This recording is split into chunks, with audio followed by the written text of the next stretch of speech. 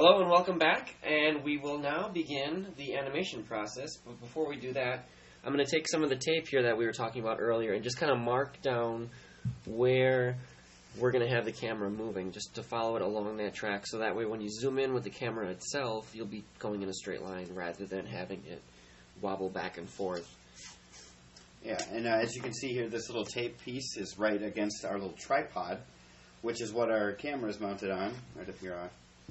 And basically what this is something that you can find in a lot of different stores, but it's an easy way to secure our camera right on top here, so that way it doesn't get all, movie. Because if you just put it on a little box, there's a tendency that it could wiggle around a bit, maybe get off camera, or maybe get off frame here, and then everything will look a little bit too shaky. So this is a good way to steady it with these three little legs down here. And it also enables you to make a lot of different cool movements, or a lot of cool angles. Because I kind of like the lesson we said before, you kind of treat it like an actual character. And if you just have the perfect balance down here, you can create a lot of really cool angles. Right, and the advantage of a tripod like this, I'm just going to go ahead and move it right away since we haven't started animating. But compared to a normal tripod where the legs are perfectly straight and you can't bend them at all, these ones you can bend like so. Exactly, and you can even bend these so much where you can have it wrap around something, around like a little pole or something of that sort, to really get high up angles. Or even like Tommy right down right here. Whoa! Looks like it's just like that. Exactly. Kind of think of this as a spider and whatnot. Yeah, there's just so many goofy things that you can do with that. But for now, we're going to keep it back to the spot that we had it. So that way we know. And see, it's a good thing we did put this tape down, because now we know exactly where to put this tripod. Yep. Just another one of these prep work things that we were saying before. That's why it just makes everything go a lot easier and smoother when you have all these little markers down and you know exactly where to go, because everything will be a lot easier for you. Okay, I'm just double checking to see if that's how far we want the camera to go, and that looks just about right. So when animating, we're just going to move the camera ever so slightly. To make it more fluid, if you wanted to, you could even take a ruler and mark down how far you want each movement to be. But we're not going to do that for this one. Exactly. You definitely get 4 gold stars for that one. So with what we did with the tape here, we can do that with Seymour as well and kind of mark down where we want him to stop. And you can kind of see here in the camera itself that we don't see the floor at all. Now, what I can do now, set this down here, is I can put a little piece of tape where I want him to kind of stop. But as I said earlier, you just have to be careful to make sure whether or not the floor is in the shot, because we don't want to see the tape in your animation. Yep, and if we're looking through this frame right here, we can see that tape is not in frame, so it'll be perfectly fine just where it is. I'm going to actually adjust the camera just a little bit so we see a little bit more of Seymour. Make him more center in the frame, like so. Yes. So Seymour's going to be walking in a straight line too, but I'm not going to tape down a straight line just yet like I did with the camera. What I'm going to do, though, is I'm going to take a piece of tape, like so, and I'm going to use this to help me animate. So what we're going to be doing is making him walk just like this. But what I'm going to do, so I don't lose track of which foot I'm moving, because what we're going to do is move him a little bit, take a picture, move him a little bit, take a picture, move him a little bit, take a picture. Each step could be ranging from, say, 3 to 5 different pictures.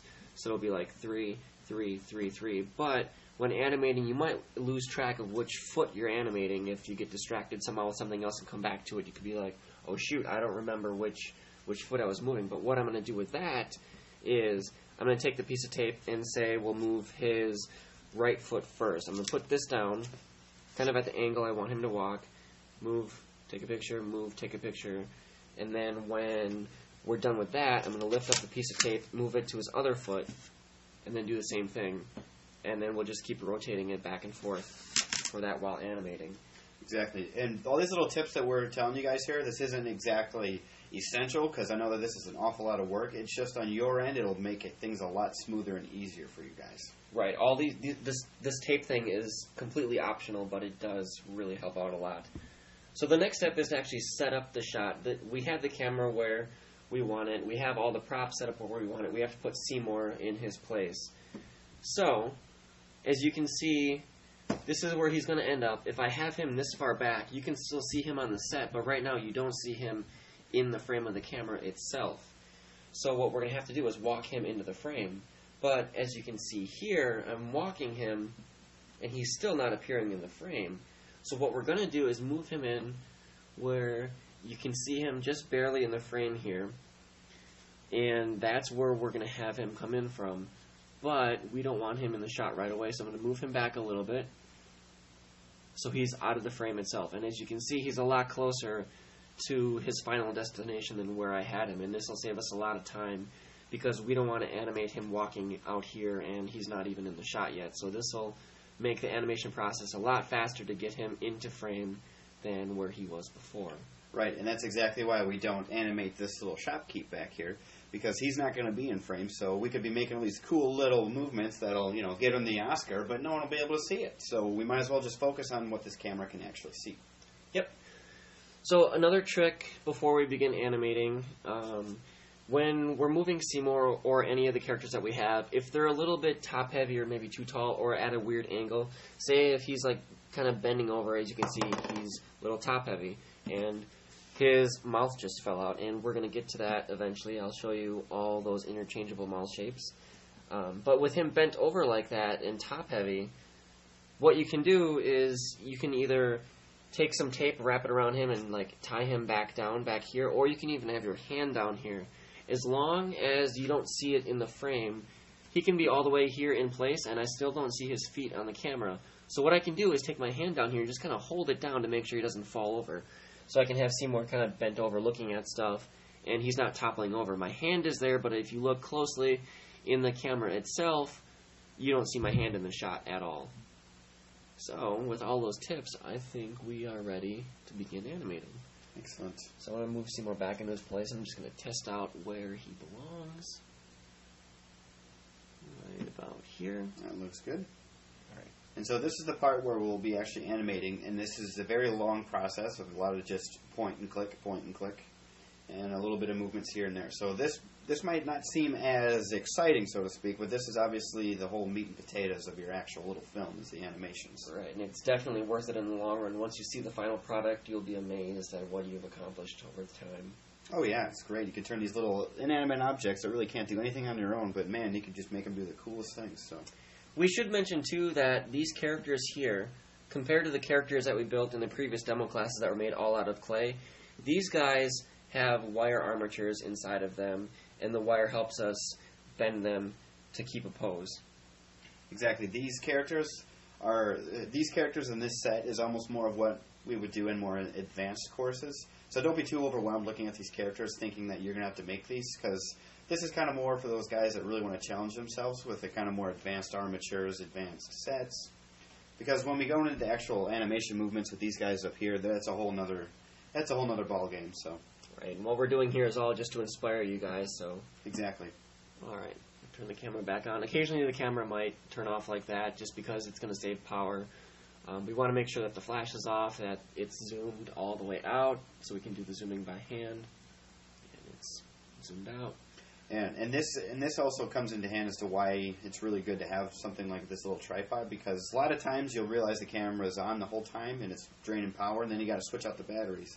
And if you just had it on a simple little like cardboard stand here, it'd be really hard to kind of take the camera off, switch the batteries, and try to put it exactly the way you had it before.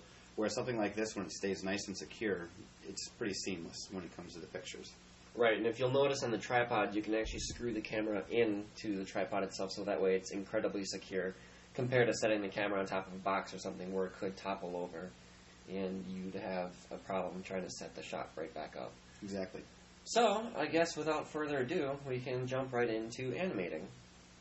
So what I'm going to do, saying is how that there's no movement or there's no character in set here, I'm going to do what's called an establishing shot, where I just take a few pictures, and it's just point and click. And what you can do is you could take one shot like that, but when we put these pictures into an actual film, we're going to see maybe anywhere from 6 to 12 pictures per second. So depending upon how long you want an image on the screen, you have to take that many pictures.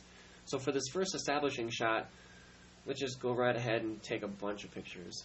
Exactly. Just rapidly take them. And one thing that it comes to with your lighting, when you have these lights kind of in the back that are pointing towards your set, you have to be really careful as to where you are in relations to the lights and the camera, because if I was to come into shot right here, where I'm kind of almost blocking the light up here, it's going to affect the shadows in the shot, so there'll be just these strange little shadows that are coming in and out in there.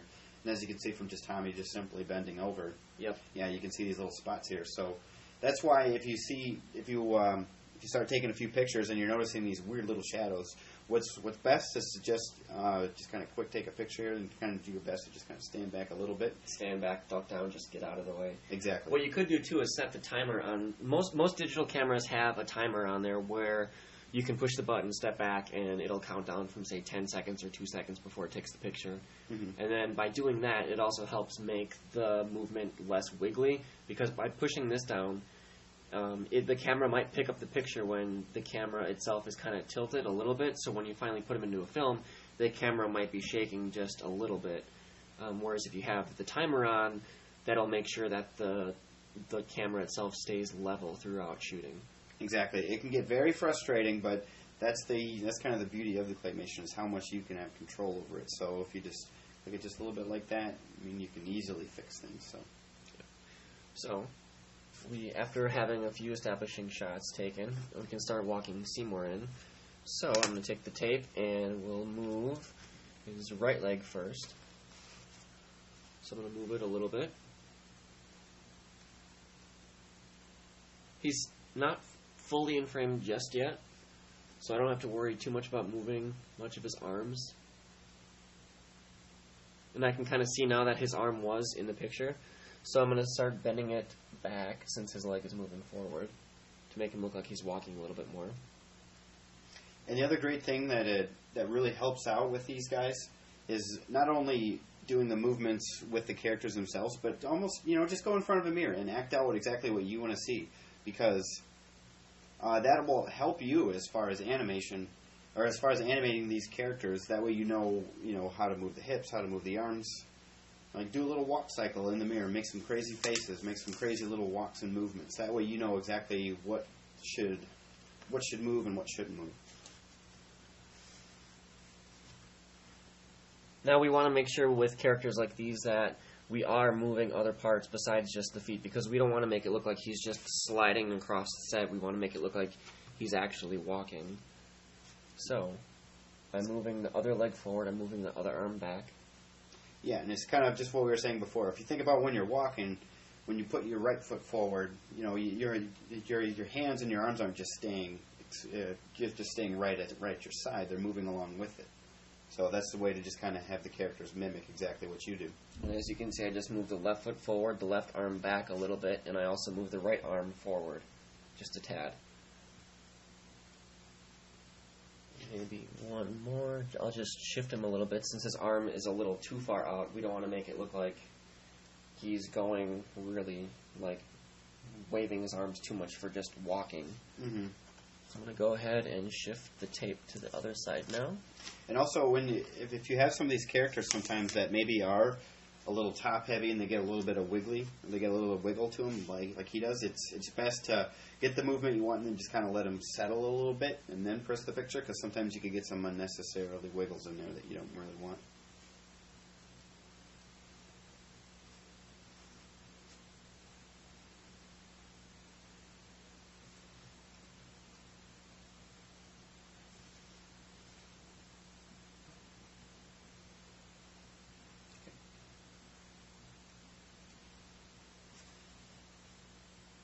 Kind of just reiterating what we said before. This is the kind of like the whole bulk of what you'll be doing once you get all this prep work and everything like that. It's all about just animating your characters, which is a very long process, but it really teaches you patience above all else, because the more time you take in this animation to make it look nice and smooth, whole bunch of pictures here, just the better it'll look.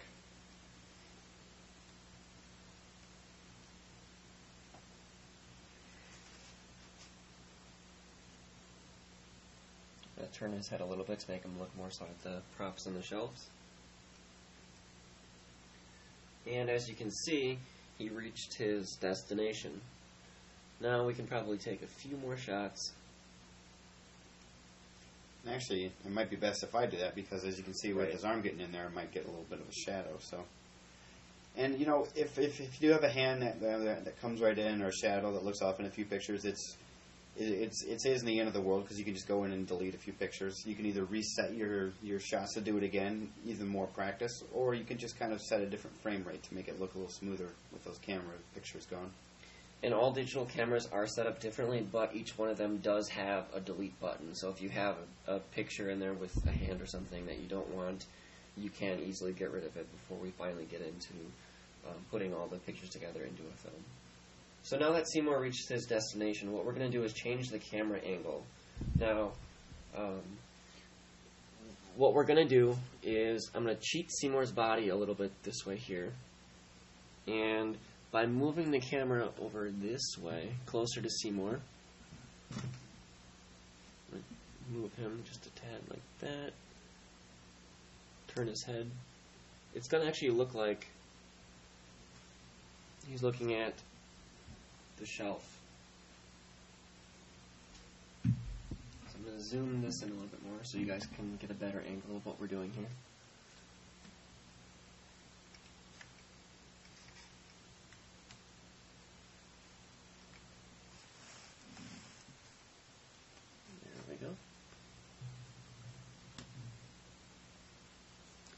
Now by doing this, it allows you to kind of skip a little bit of movement that you don't necessarily need, because as you saw, we got Seymour to walk all the way to the shelves, but now to set up this camera angle, to get the camera in there, and to get him looking just right at the shelves, we wanted to move him just a little bit, and this is perfectly fine to do what we just did. And as you can see in the frame, Seymour's looking directly at the shelves. So I'm going to go ahead and switch sides so I can animate him again. Right, and kind of, if you were to look at some of your more favorite movies, it's not all one continuous take. There's a lot of different little angles and multiple different camera shots. So you don't necessarily have to do your entire film with just one continuous camera movement. It's better for your actual film. It makes it look more dynamic, a little more angles. So you can go ahead and take the first picture. And then I'm going to turn his head ever so slightly, make him look like he's looking at everything up on the shelves.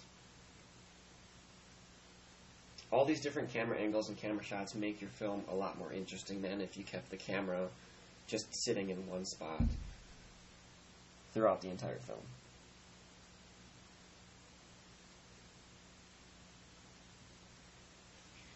Now, sometimes, depending upon what kind of wire you use inside of your character, it might be a little bit stiff, so you might have to overbend the wire itself to get him into a pose that you want him to.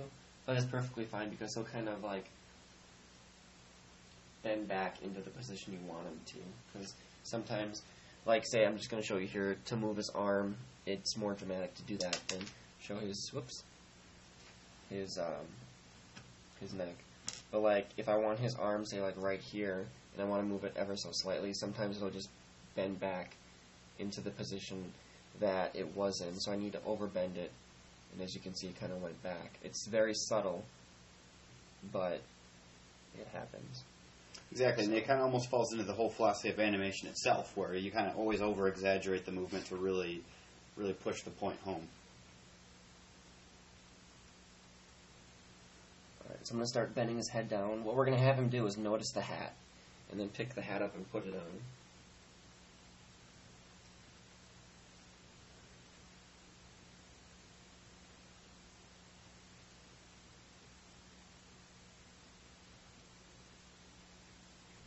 Another thing you want to be careful of, which I just did not too long ago, was you want to be careful not to bump the table that everything's set up on as much as possible, because that might shift some things on the set and whatnot, and we don't really want the props moving in the pictures, because if you see the props move at all in the film, it'll look like they're alive. You won't notice it when you're animating, but you'll notice it once we look back at the film. Yeah, and little things like if the head went you know, if like what Tommy just like what just happened, like even right there, like with the little mouth, if that completely falls off, a hand, a leg, an arm, a face, if that falls off, but yeah, everything's still in motion, or everything's exactly where you need it to be, you can kind of go back on the previous shot in your camera itself and see if you can line it up as good as you can. Because obviously that's going to happen. There are a lot of things you can't account for that'll happen with just so much going on. So. All right, so he's looking at the hat, and as you just saw, his mouth fell out. What we're going to do now is swap out his mouth. Right, and what we'll do here... I can actually, do this. As you can see, we have all these different mouth shapes for Seymour to give him all these different expressions. And they each have a little pin in the back. And we will show you how to construct these in our advanced class. But besides the pin, which can be sharp and you can probably poke yourself with them, you could also do magnets, and we'll show you how to do that as well. But coming back to Seymour here, you can see that we can easily pop his mouth out just like that. And now he has no facial expression whatsoever. So we're going to make him look excited. I'm going to use this mouth right here. As you can see, the previous mouth was closed. I'm going to pop that mouth in there. And when we look back at the animation, it'll look like he's actually opening up his mouth. Now I should mention that the characters' heads are sculpted out of the Sculpey clay that we had used for the other characters in the other demos, and it's the clay that we'll always be using. But the clay is actually baked in the oven, so that way it's hard and we're able to have stuff like this where you can pop it in and out. Yeah, and you don't have to worry about it being smushed or getting exaggerated. We can take a few pictures there with his mouth open.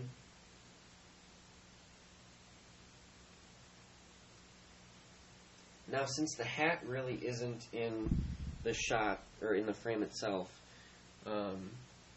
what we're going to do is have him pick it up so he can, like, reach for it with both of his arms. The hat is made out of felt, and Seymour's hands are raw clay.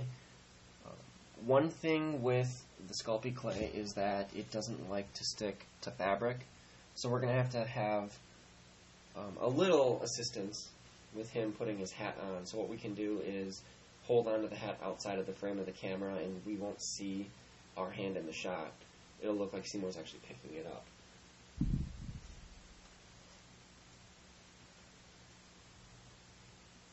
And kind of what we've been doing so far is kind of showing the... kind of going from big to small. When it comes to the big, as far as Seymour walking in on frame and kind of worry about moving his whole body, and we work a little bit smaller with the face as far as different little mouths and emotions, because obviously you sell emotion other than just faces. You can do eyebrows, you can do eyes, and then the hands, what he's doing here, like have them jump in the air for excitement. What we do for the eyebrows on these guys is we bake their heads without eyebrows as well, so that way the eyebrows are just raw clay, and we can stick that onto the clay and then move the eyebrows up and down to give them different expressions. So now I'm going to move the hat off this horse's head here.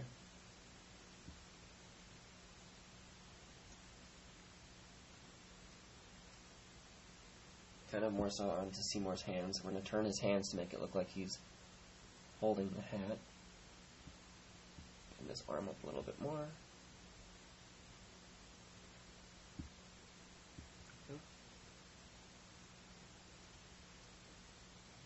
Now, as you can see, this end of the hat is kind of blocked by the camera there.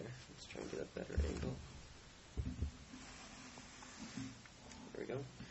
This end of the hat right here is not visible in the frame. So, Jamie, if you could just kind of pinch that and kind of hold it up. Sure can. As we go on, as we take pictures. So, and I'm having Jamie do it because he's on that side of the set, and his shadow won't really be noticed in the picture. So the next one, I'm going to bend his arms up a little bit higher, and we're going to essentially have to hold the hat outside of the frame. Make sure that the thumb's not shown in the shot itself. And as you can see, Seymour's kind of leaning in towards the hat, and he would topple over. Oops.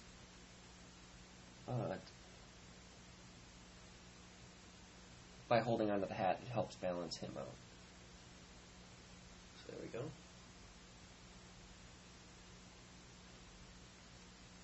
Now what we could do too is have him throw the hat up in the air so that way it's out of frame, and it'll actually make it look like the hat is flying, and then we can plop it down onto his head. Exactly. So we'll lift it up a little bit more, kind of hold onto it like so. Oops. It's just falling apart here. Which will happen. So I'm going to hold the hat a little bit higher up, make sure it's still in frame. And by just hovering it over there, my hand's not in the shot. And when you look back at the film itself, it'll look like the hat is flying. And I actually reposition Seymour because in that picture all you saw was his hand. Alright, now the hat is up in the air. So we can turn Seymour. Let me find where his eyebrow went. Found it. I had bumped the eyebrow, and as you know, the eyebrow is just raw clay, so it just kind of fell off of his head. So we're going to just kind of stick it back on there. Yeah, you'll soon find out that even though for being stiff characters, they have an awful lot of personality and will do things entirely that you don't want. So it's just working with your prima donna actors on set.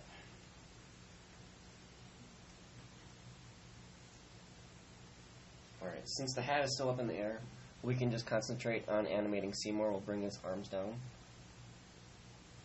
Oops. Bend him back.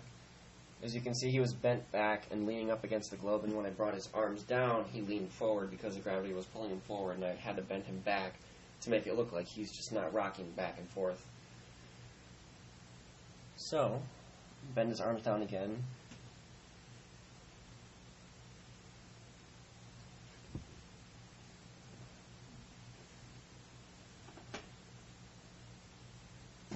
And bend him down again once more. But this time I'm going to have the hat start coming down, so we're not just animating one thing at a time. The more you animate at the same time, the more interesting it'll look. Exactly. It's just a way to kind of think about it, get your minds going as far as how to make your little animations more and more dynamic. First we just had him just put the hat on, but then we had the idea of, making him throw it up in the air. Maybe a little bit more of a challenge, but it'll just look so much better on film.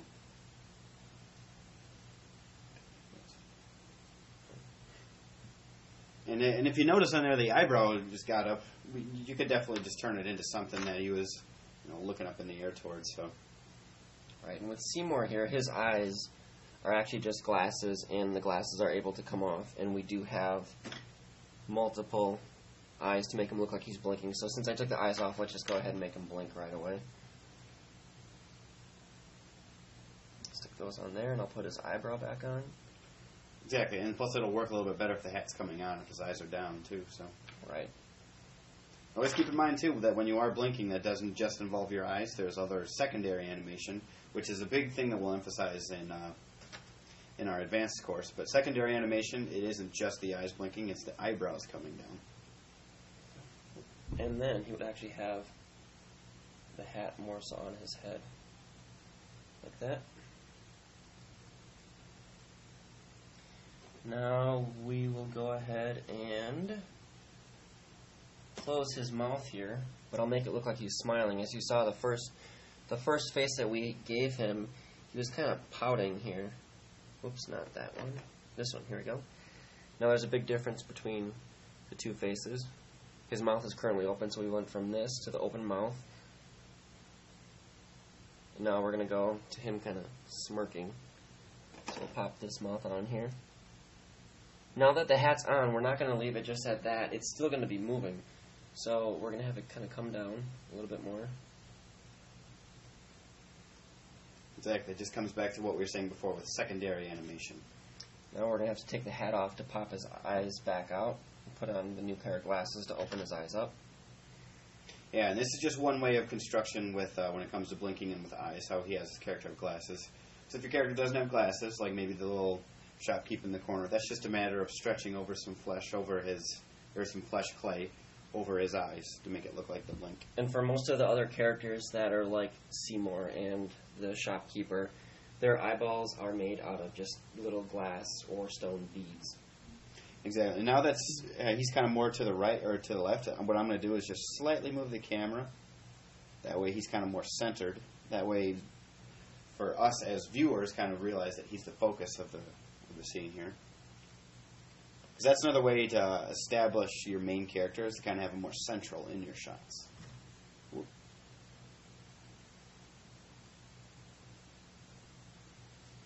And then I'll just tilt his head here a little bit just for one final movement, and then this could be our final shot.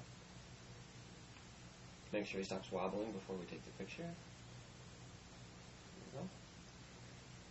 And it's not just one tilt. I want to do like maybe 2 or 3 images of him tilting his head.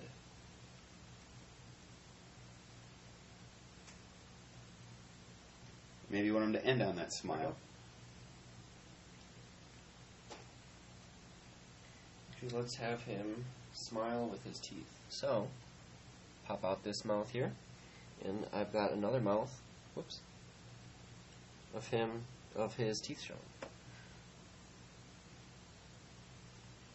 There we go. And then we can take a few shots with that, and then we'll be finished. And there's obviously so much stuff that you can do as far as with the hands and with a lot of the props too. We just kind of want to give you just a little overview. We didn't want to overload you too much with all the stuff that we can do. It's kind of just a way to trigger your imagination and just to kind of get the ball moving, so to speak, as far as thinking of your characters, what type of movement you'd like.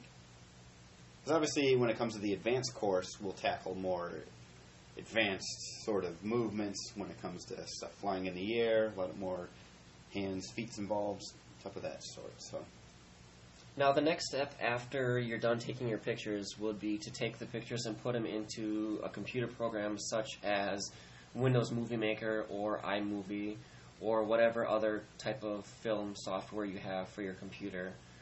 And each of those programs is a different setup, but most of them will have some sort of way to import the images into the program. So you want to go to the File menu and then look for something that says Import Images or something about the pictures, and then that'll allow you to bring your pictures into the program, and then you would do File, Export, Movie, and you could set the frame rate, say maybe 6 or 12 frames per second, depending upon how fast you want it to move, and then you would hit Export, or Render out your movie, and then it would render out into a Windows Movie Video or a QuickTime movie, depending upon the program that you use. But since we're not doing that right now, what we can do is show you the film on the camera. So, most cameras have a playback button, this button right here. It looks like the little play symbol, and as you can see, we see the final shot that we took. So I'm just going to go ahead and kind of rewind. Each camera would have like a left and right arrow button, and I can just kind of push that back shot by shot, and as you can see, it's going in reverse right now. I'm going to bring it back all the way to the first shot that we took and then show you guys what our film looks like. exactly. This is the really fun part, because it's almost like cheating or kind of getting a little preview where you see what you had. Because obviously, when you put it into a software, you can add a lot more stuff to it. But this is just a nice little way to kind of see what you just shot. Alright, so try and get this set up so you can get a good view of it. Alright. So, here's the first image that we took. And you can keep pushing the button just like so.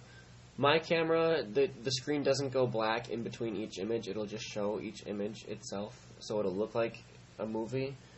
Some cameras will go black in between each image or like flash in between each image, but each camera itself is different. So exactly, and when you do get those little flashes or black, don't be too overly concerned, because it's probably more with your camera than what you actually shot.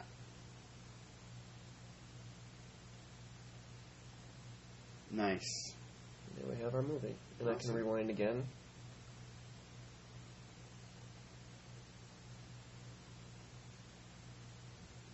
That looks pretty cool. And look at that, we just did that in less than a half an hour. Just imagine when you guys have a lot of time and a lot of different sets and characters, there's just so much that you can make. It just really makes it all the more exciting to get a part of.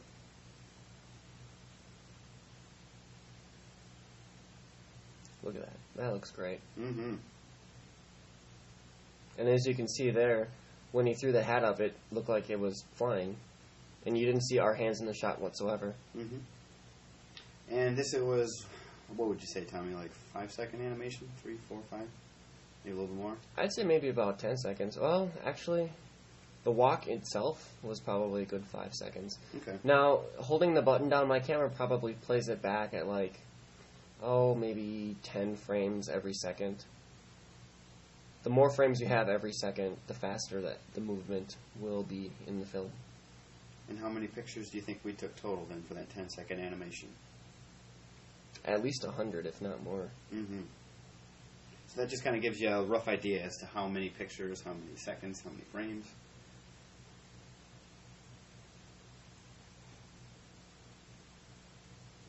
Awesome. So that's looking good. And, when you do see this little playback and there's something that you missed in there or something that looks a little not so good, you can easily just delete the pictures. Or the nice thing is you already have the guys set and ready to go for that scene. If need be, you can completely redo the scene because obviously practice makes perfect. So. Right, and one thing that we need to be more aware of was the shadows that we were casting from bending over and trying to get all the characters in, and depending upon the positions of our heads were blocking some of the lights, and you could see that there was kind of a strobing effect going on while we were animating, but it wasn't terrible, but you do want to keep that in mind and try and make sure that you're completely out of the shot. So maybe next time when we attack something like this, we'll turn on the timer, and it'll allow you to step back and let the camera take the picture maybe 2 or 10 seconds after we push the button. So everything will stop wiggling, and there will be no cast shadows from anything. That'll just be a surprise, and you'll know exactly what it'll look like, and there'll be no strobing, and it'll look great. Exactly. Do as we say, not as we do. Exactly. So that about wraps it up, and we hope to see you all in our classes in 2014. And I guess until then, I'm Tommy Sims. And I'm Jamie Hazelwood. And we'll see you then. Stay animated.